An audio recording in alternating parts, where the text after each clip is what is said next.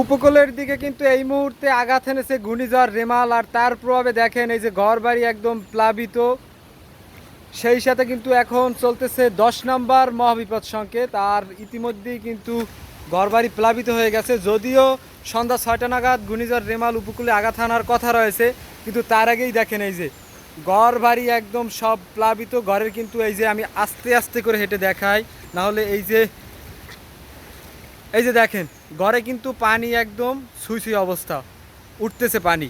আজকের খাওয়া দাওয়াই বন্ধ এমন অবস্থা, কারণ বেঁচে থাকাই দায় দায় হয়ে দাঁড়াইছে এই ঘূর্ণিঝড়ের ভিতরে। চারদিকে বাতাস শোষ আওয়াজ করতেছে, আর কি পরিমাণে পানি হয়েছে দেখেন। তো সন্ধ্যা 6টা নাগাদ হয়তো বা এই জায়গায় আরও পানি বৃদ্ধি পাবে। দোয়া করবেন সবাই আপনারা আমাদের জন্য।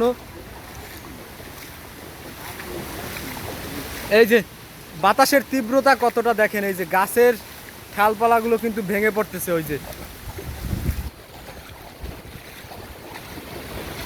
সবগুলো বাড়ি একদম এই যে প্লাবিত। এই প্লাবিত হওয়ার কিন্তু একটাই কারণ, লাইভে আপনারা দেখছেন আমরা যে স্লুইস গেটটা ছেড়ে দিয়েছিলাম, স্লুইস গেটটা আটকা থাকার কারণে একদম চারদিক একদম পানিতে প্লাবিত হয়ে গেছে। বাগান বাড়ি একদম এই যে চারদিক সব প্লাবিত।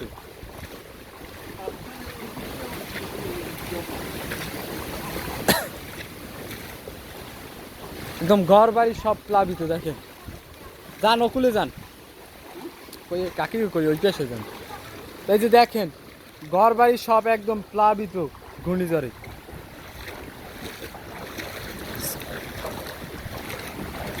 চারদিকে একদম পানি চলে আসছে। যদিও ঘূর্ণিঝড় রেমাল সন্ধ্যা নাগাদ উপকূলে আঘাত আনার কথা, কিন্তু এখন কি অবস্থা দেখেন, এই যে চারদিক প্লাবিত।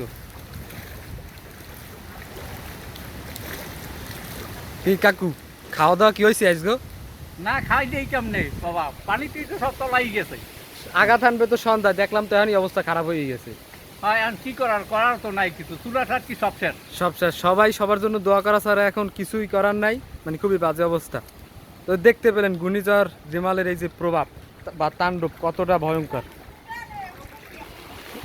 ঘূর্ণিঝড় রেমালের তাণ্ডবে চারদিক প্লাবিত হয়ে যাচ্ছে, এই যে দেখেন। তো এখন এই দিকের অবস্থা কি, সর্বশেষ ঘূর্ণিঝড় কখন আঘাত আনতে পারে এই অঞ্চলে? ঘূর্ণিঝড় আঘাত হানবে আজ সন্ধ্যা নাগাদ, হ্যাঁ দুপুর নাগাদ, অর্থাৎ 12টার পরে ঘূর্ণিঝড়ের যে অগ্রভাগের অংশ এটি আঘাত হানবে, আর মূল যে কেন্দ্র সন্ধ্যা 6টার পরে আমাদের এই অঞ্চলে আঘাত হানবে। এখন জোয়ার শুরু হয়েছে, কিন্তু জোয়ার শুরু হয়েছে আর বাতাসের তীব্রতা আছে, যার কারণে জোয়ারের পানিতেই ছয়লাভ, বাতাস তো আসেই। পরবর্তীতে কি হইবে আল্লাহ পাক জানে, আমরা সতর্ক থাকার চেষ্টা করব, সবাইকে সতর্ক করব। দেখেন এই যে জোয়ারের পানিতে কিন্তু এখনই একদম চারদিক প্লাবিত। কিছুক্ষণ আগে লাইভে কিন্তু এই জায়গাটা একদম শুকনো দেখছেন, মানে কি পরিমাণে পানি আসতেছে এখন দেখেন।